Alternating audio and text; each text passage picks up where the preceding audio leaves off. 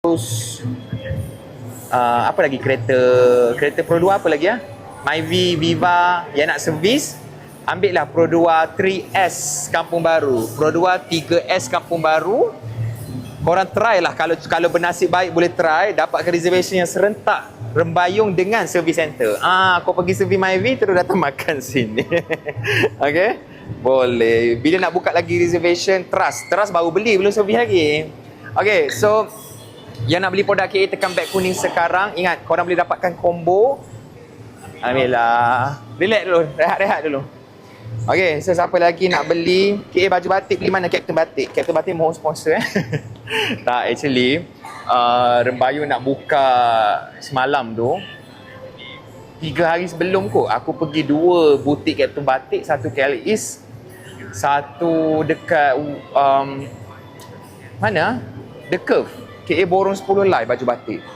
Okay, sebab aku tak nak pening kepala nak pakai baju apa kat Rembayung, so aku borong 10 lai baju batik. Jauh lagi bang, selesa lah. Okay, siapa nak grab rendang dengan dinding, nampak KA pegang kat tangan ni, tekan beg kuning kat bawah. So okay. Oh, dah sampai dah. Aku tengah buat live kat atas tau. Live. So tak apa, kau okay kan? Okay, kita ada Big Boss Kopi Saigon. Tahniah. Okay, dia bawa tim dia hari ni. Dah ready nak makan lah? Okay, kejap. Dah buka? Tak, buka je. Cuma ajak aku kena heads up kat kitchen aku sekejap. Okay, tak apa. Taklah, ni kawan KA ni. Okay, alright.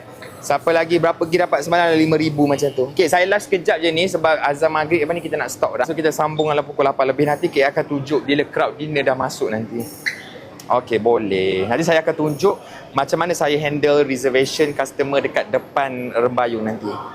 Naik MRT turun mana? Ada 2. MRT MRT Raja Buk pula. MRT Raja Uda dengan apa dah nama MRT dekat sini? MRT Raja Uda. Raja Uda ke Raja Laut?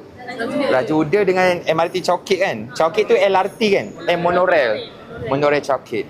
Okay? Pukul berapa online balik ke? 8 lebih lah, 8 lebih. Sebelum pukul 8, masa kita deal customer nanti.